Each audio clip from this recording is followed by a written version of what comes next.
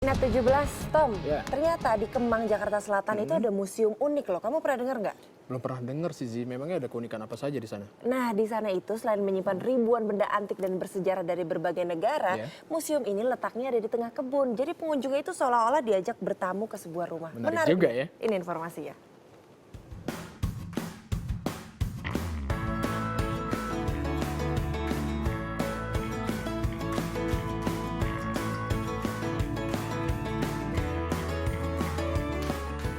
Sekilas, bangunan ini seperti rumah pada umumnya.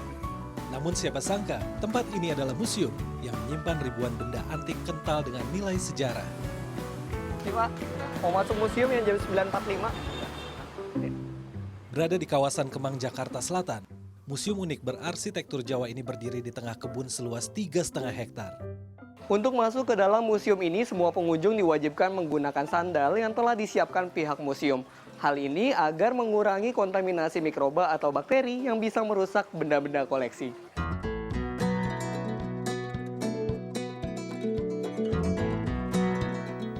Lebih dari 2.800 objek perkembangan peradaban manusia dapat dilihat di sini.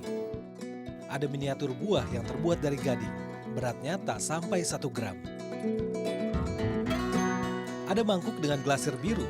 Mangkuk ini merupakan cikal bakal adanya warna biru di Cina.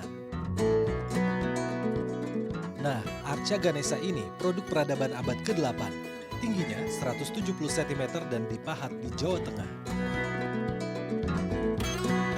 Koleksi yang paling tua usianya di sini adalah terakota, berupa tempat air dari peradaban Yangzhou 4800 sebelum Masehi. Seluruh benda antik ini dipajang di setiap ruang hingga ke pelataran. Penataan koleksi yang apik membuat museum di tengah kebun terpilih sebagai museum terbaik dalam Museum Awards 2013. Salah satu ruangan yang menjadi favorit pengunjung adalah ruangan dinasti Tang ini. Koleksi keramik dan gerabah yang ada di sini hampir seluruhnya merupakan benda kubur.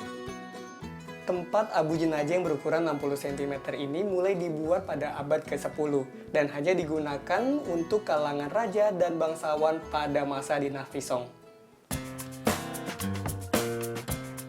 Museum di tengah kebun ini merupakan milik pribadi seorang kolektor benda antik, Syahrial Jalil. Selain dari dalam negeri, barang-barang bersejarah ini ia dapat dari balai lelang di berbagai kota di Eropa, Amerika, Hong Kong, dan Australia. Sejak diresmikan pada 2009, museum ini memiliki konsep kunjungan yang unik. Para pengunjung diajak seperti bertamu dengan sang pemilik. Hal ini agar mereka bisa mudah memahami sejarah di balik benda-benda kuno tersebut. Sebenarnya tidak lain pada yang lain ya seperti museum pada umumnya. Nah kita itu kepengen orang itu ada sedikit rileks lah ke museum itu. Jadi tidak harus serius atau gimana. Jadi juga datang ke museum itu saya rasa mungkin kayak rumah sendiri. Kita bikin suasananya itu serileks mungkin. Pengunjung museum ini tak dipungut biaya sepeser pun alias gratis. Meski begitu, tak mudah untuk masuk ke museum ini. Reservasi harus dilakukan sebelumnya dengan jumlah minimal 7 orang. Harinya pun terbatas, hanya Rabu, Kamis, dan Sabtu Minggu. Isi dan konsepnya yang unik membuat banyak pengunjung rela menunggu untuk mendapat giliran. It's just a unique museum, and I think everyone should actually go here and have a look themselves. Setiap akhir pekan, museum ini ramai dikunjungi orang tua yang mengajak buah hatinya. Mereka memilih museum sebagai alternatif wisata edukatif di Jakarta. Mengisi akhir pekan, terus untuk mengenalkan anak untuk benda-benda bersejarah yang ada di dunia.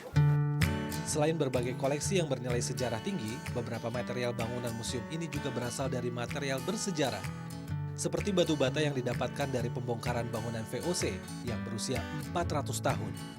Hingga engsel pintu yang berasal dari abad ke-18 bekas penjara wanita di Bukit Duri, Jakarta Selatan. Berbagai benda antik dengan tahun pembuatan yang berbeda-beda ini memberikan pelajaran tersendiri bagi setiap pengunjung. Melalui museum ini, kita bisa tahu seberapa maju peradaban saat ini dengan melihat peradaban di masa lalu. Dede Rohali, Irfan Maulana melaporkan untuk NET.